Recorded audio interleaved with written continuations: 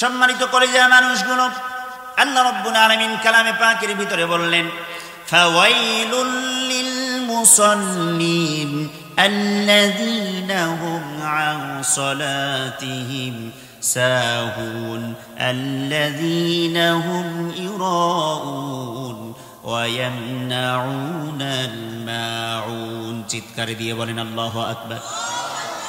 আল্লাহ রাব্বুল আলামিন বললেন, ধ্বংস ওই সমস্ত মুসল্লিদের জন্য, অভিশাপ ওই সমস্ত মুসল্লিদের জন্য, নামাজীদের জন্য, আল্লাযীনা হুম আন সালাতিহিম সাহুন, যারা নিজেরা নামাজ থেকে গাফেল, নামাজ থেকে অলস, আল্লাযীনা হুম ইরাউন, যারা লোক দেখানো নামাজ পড়ে, লৌকিকে তারা নামাজ পড়ে।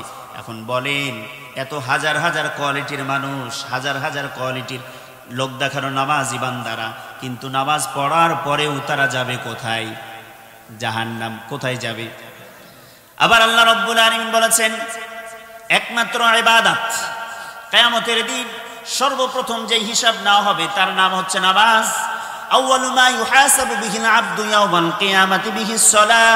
কিয়ামতের দিন আমার আপনার প্রত্যেকটা আদম সন্তানের সবার কাছ থেকে সর্বপ্রথম যে ইবাদতের হিসাব আল্লাহ তাআলা নেবেন তার নাম হচ্ছে নামাজ। আমার হিসাব যখন নেওয়া হবে, শুরু করা হবে, নামাজের হিসাব সর্বপ্রথম করা হবে। ফরজ নামাজের হিসাব যদি আমার সঠিক হয়ে যায়, আল্লাহ রাব্বুল আলামিনের হাবিব বলেছেন, পরবর্তী সব স্টেপগুলো আমার আপনার জন্য আল্লাহ সহজ করে দেবে। কিন্তু যদি আপনার ফরজ নামাজের হিসাবটা টালমাটাল হয়ে যায়, আল্লাহ যদি সেখানে ভুল ধরা পড়ে যায়, ফরজ নামাজ আপনার ঠিক নাই, কবে পড়েছেন, কবে ছেড়েছেন, কবে ধরেছেন, কবে ছেড়েছেন, এইরকম করেছেন, যদি এইরকম নামাজ আপনার হয়ে যায়, আপনার এই নামাজ আপনাকে কিয়ামতের দিন বাঁচাতে পারবে না। কিয়ামতের দিন আল্লাহর কাছ থেকে, আল্লাহর আদালত থেকে, আল্লাহর বিচারের সময় আপনাকে রক্ষা করতে পারবে না। সেই দিন আল্লাহ রাব্বুল আলামিন জান্নাতীদেরকে জান্নাতের ভিতরে পাঠিয়ে দিবেন, জাহান্নামী হিসেবে আপনাকে তখন বেনামাজি হিসেবে জাহান্নামে পাঠিয়ে দিবেন।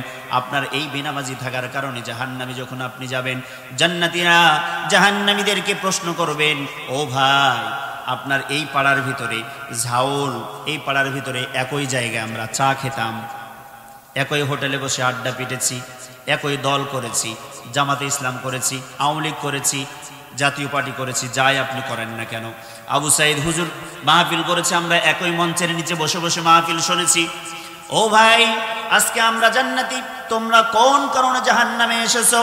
সেই দিন জাহান্নামীরা চারটা কারণ বলবে, জাহান্নামে যাওয়ার চারটা কারণ তারা উল্লেখ করবেন। তার নাম্বার 1, প্রথম কারণ হবে, তারা বলবে আমরা নামাজি ছিলাম না। তার মানে বেনামাজিদের কোনো হিসাব নাই, বিনা হিসাবে তাদেরকে জাহান্নামে দেওয়া হবে। রব্বুল আলামিন বললেন, জাহান্নামীদেরকে প্রশ্ন করা যখন হবে, তোমরা কেন আজকে জাহান্নামে এসেছো? মা সালাকাকুম ফি সাকার, এই সাকার নামক জাহান্নামে কে তোমাদেরকে ঢোকায়েছে, কোন জিনিস তোমাদেরকে নিয়ে আসলো? তখন তারা বলবে, ক্বালু লাম নাকু মিনাল মুসাল্লিন ওয়া লাম নাকু নুতঈমুল মিসকিন ওয়া কুন্না নাখুযু মা'আল খাইদিন ওয়া কুন্না নুকাযযিবু বিয়াউমিদ্দিন। চিৎকার দিয়ে বলেন আল্লাহু আকবার। আল্লাহ রাব্বুল আলামিন বললেন, জাহান্নামীরা সেই দিন চারটা কারণ বলবেন। নাম্বার 1 বলবেন, লাম নাকু মিনাল মুসাল্লিন, আমরা নামাজি ছিলাম না। ওয়া লাম নাকু নুতঈমুল মিসকিন, এতিমদেরকে খাবার দিতাম না। ওয়া কুন্না নাখুযু মা'আল খাইদিন, আমরা অন্যায় অহিতুক বেফাহিশ কথাবার্তা বলে বেড়াইছি, একজনের কথা আরেকজনকে লাগাইছি, একজনের কান ভাঙাইছি আরেকজনের জন্য ভাঙাইছি। ওয়া কুন্না নুকাযযিবু বিয়াউমিদ্দিন, আমরা কখনোই কিয়ামতের দিনটারে বিশ্বাসী করি নাই। আমরা ভেবেছিলাম দুনিয়াতে খামু দামু ফুর্তি করব, সব কিছু শেষ হয়ে যাবে, কবরে চলে যাব, মাটি হয়ে যাব, আমার মনে হয় সব শেষ হয়ে যাবে, কিয়ামতের বলে হিসাব বলে আর কোনো কিচ্ছু থাকবে না। আজকে এই কারণে জাহান্নামী হয়ে গিয়েছি, নামাজ না পড়ার কারণে জাহান্নামী। তার মানে বুঝেন, আপনি যদি অন্যান্য আমল না করেন, শুধু নামাজ থাকে, হতে পারে আল্লাহ জান্নাতে দিতে পারেন। কিন্তু আপনি নামাজ পড়েন নাই, অন্য সব কিছু করেছেন। আল্লাহ বলেছেন, নামাজবিহীন কোনো বান্দারে মুসলিম বলা যাবে না, নামাজবিহীন কোনো বান্দারে মুসলমান বলা যাবে না, মুমিন বলা যাবে না। মুমিন বলে দাবি করতেও পারবে না। কারণ নামাজ একমাত্র ইবাদত যেটা দিয়ে আপনি প্রকৃতপক্ষে মুমিন বলে দাবি করতে পারবেন। বিশ্বনবী সাল্লাল্লাহু আলাইহি সাল্লাম বলেছেন, বাইনাল আবদি ওয়া বাইনাল কুফর তারকুস সালাহ। একজন বান্দা, আল্লাহর প্রিয় বান্দা, মুসলিম বান্দা এবং কাফির বান্দার মধ্যে পার্থক্যকারী এক নম্বর ইবাদত হচ্ছে নামাজ।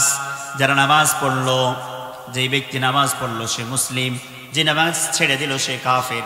এখন আপনি বলেন, মান তারাকাস সালাতা মুতাআম্মিদান ফাকাদ কাফারা।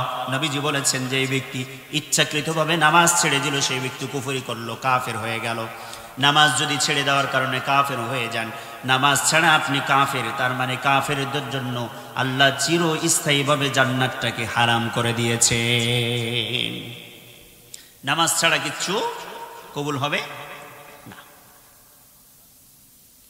সম্মানিত কলিজার মানুষগুলো, আল্লাহ রাব্বুল আলামিন নামাজ সম্পর্কে কোরআনুল কারীমে ৮২টি আয়াত দিয়েছেন, যেখানে আল্লাহ বলেছেন আকিমুস সালাহ। ৮২টি আয়াত আল্লাহ দিয়েছেন, ৮২ জায়গায় বলেছেন নামাজ আদায় করো, নামাজ প্রতিষ্ঠা করো, নামাজ কায়েম করো। এখন বলেন, আপনি নিজেই যদি নামাজ পড়েন, আপনার সন্তান যদি না পড়ে, নিজেই পড়লেন, কলিজার টুকরা মেয়েটা পড়লো না, আপনি পড়লেন, আপনার স্ত্রী পড়লো না, বলেন এর হক আদায় হবে কি? হবে না। রাষ্ট্রীয়ভাবে যেহেতু আমাদের নামাজের বিধান নাই, রাষ্ট্রীয়ভাবে যদি নামাজ বিধান থাকতো, আমার মতো হুজুরের এত চিল্লা ফাল্লা করা লাগতো না।